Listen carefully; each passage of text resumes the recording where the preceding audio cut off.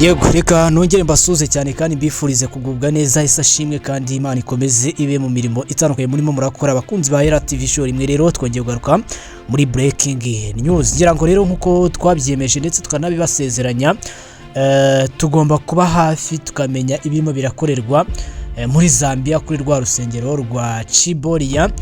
Ngira ngo rero nkuko utangiye ubibona ku mafoto ari imbere ya kuri screen aboni bamwe mu bagabo bagize uruhare mu kuba rura rusengero rumaze kuba rwasenyuka. Ubwo turasa nkaho twagarutse inyuma gato cyane rero kugira ngo tujye tumenya imvo n'imvano yaho byahereye. Ngira ngo twari tumaze iminsi tubabwira ko rwari urusengero ariko abaturage bigabanyijemo ministry yabo kuko babonaga ko mu by'ukuri imiyoborere irimo hariya ndetse harimo itoterezwa, harimo ikandamizwa, harimo mu by'ukuri uburyo bubi cyane buyobowemo abakristo batavuga bati aho tugiye ni mu nzu y'Imana ahubwo tugiye mu nzu y'amatiku ndetse na buri kimwe cyose. Byatewe n'iki rero nicyo twari tugize ngo tubabwire tuti bimeze bitya, twari twavuze tuti tubashe kubahereza amashusho ya bamwe mu bagize uruhare rwo kuba rura rusengero rugize gutya rugacikamo ibice bibiri. Kugeza ubu ngubu rero Chibolia yewe iriya Chibolia muri rusange paruwasi irimo iranindimuka, irasa nkaho yasenyutse byarangiye. Abayobotsi cye babuze, abanyamaba Kristo bari basanzwemo bamaze kuba bavamo, bamaze kwigendera, bamaze kuba bajya ahandi. Kuri ubu rero ngira ngo nkuko uri kubibona na amashusho arimo aragaragaraho ni bamwe rero mu bagize uruhare rwo kuba iriya Chibolia imaze kuba yahirima. Ngira ngo rero mu minsi yatambutse nibwo amakimbirane yatangiye, umugabo bita Amanda witwa Mahombi ndetse na Karaveri. Aba bombi rero barasa nkaho babaye trigger cyangwa intandara yo kuba haravutse amakimbirane kuko bano niyo bagiye baganira rwihishwa mu buryo bw'ibanga bagatangira kwirukanaho abapasteri ndetse n'abandi bayobozi bagiye batandukanye. Ibitarakirwaga neza rero n'abakristo bari bayobowe n'abo bayobozi bagendaga birukanwa, mu by'ukuri ukabona ko nta n'ikintu bazize. Uyu Karaveri rero we yari asanzwe afitemo n'ibindi bihano bidasanzwe. Bivugwa ko rero ubwo amakimbirane yari atangiye barimo barirukana abapasteri, barimo baragenda bakuraho abayobozi mu buryo bwa rwihishwa. Ikigaragara cyo bari barimo barashaka kwikubira. Habayeho ko City Center n'ubundi kuyitwa Philippe and Costi hariya rwose ku rukiko rw'igihugu cyangwa navuga nti kuri paruwasi y'igihugu bagize gutya baravuga bati reka dutegura amatora turebe tutese ninde uri buze kuyatsinda cyangwa se ninde abaturage bifuza ko yabayobora cyangwa yakomeza kubatwara mu mujyobo bifuza. Icyabayeho nuko rero abangabo ko ari batatu baje gutsindwa. Mu gutsindwa kwabo rero bahita bategura delegation cyangwa bahita bakora inama mu buryo bw'ibanga, bayikorana na delegation yitwa abapresenta. Aba bapresenta rero nta kindi cyaje gukurikiraho, aba nabari baturutse muri za Tanzania nabo bafite akaboko kanini cyane muri urwo rwahoze ari urusengero rukubiye hamwe rwa Chibolia. Nta kindi rero baje kujya imigambi itari myiza, babona ko n'ubundi iyo migambi yabapfubanye. Nta kindi cyaje gukurikiraho rero nuko bahise bamwe muri bo bahise batangira kutumvikana nabo ubwabo, dore ko haje no gucagahe uwitwa Karaveri ibyaha yari afite akabihanagurwaho, bakamusengera agasubizwa mu murongo yari arimo. Ibyo byose byabaye mu kwezi kwashize, nta nubwo ari kera cyane rwose, ni mu kwezi kwashize akamusengera, ibindi bikagenda neza cyane.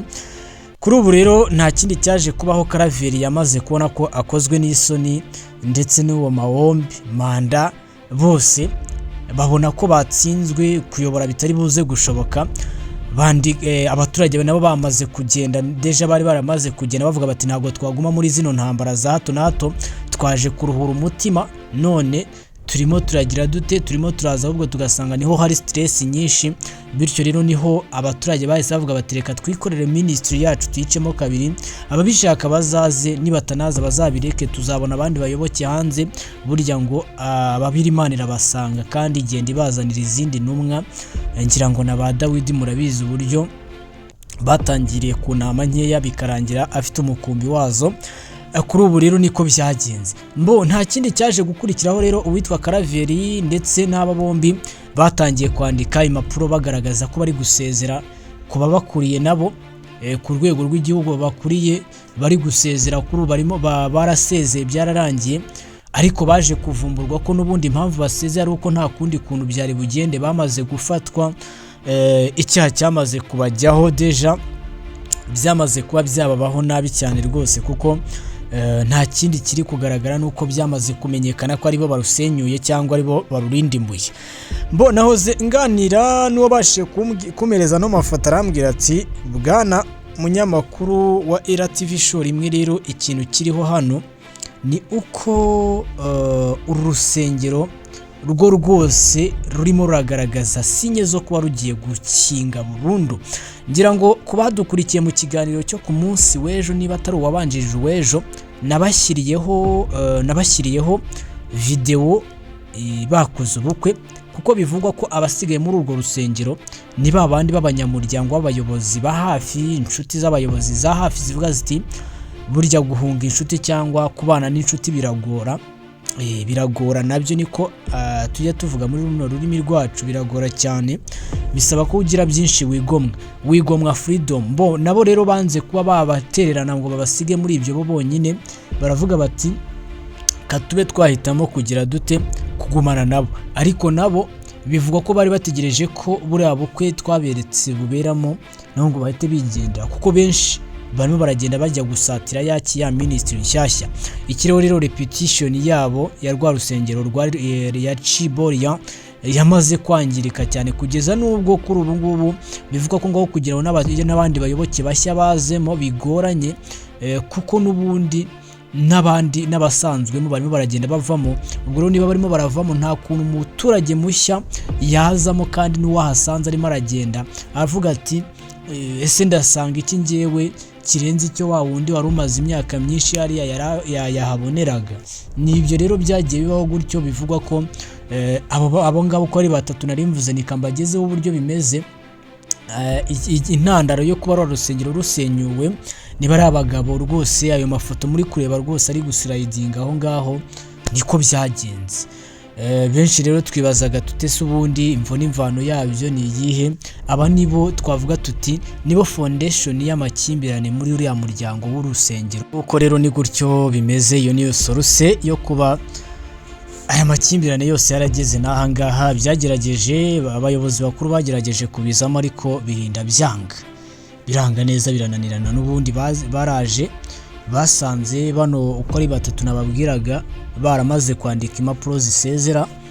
Mu kwandika impapuro zisezera rero bazandika n'ubundi abaturage icyizere baragitakaje, barigendeye. Niba ndavuga abaturage ubwo ni abakristo, sinzi niba ariko mwe mu bitaho hakurya.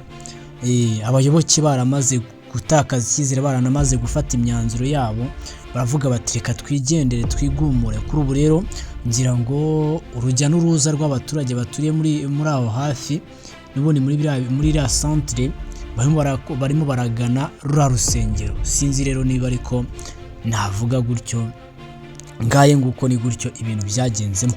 Bakunzi ba Ira TV Show rimwe rero reka mbashimire cyane kandi mukomeze mugubwe neza.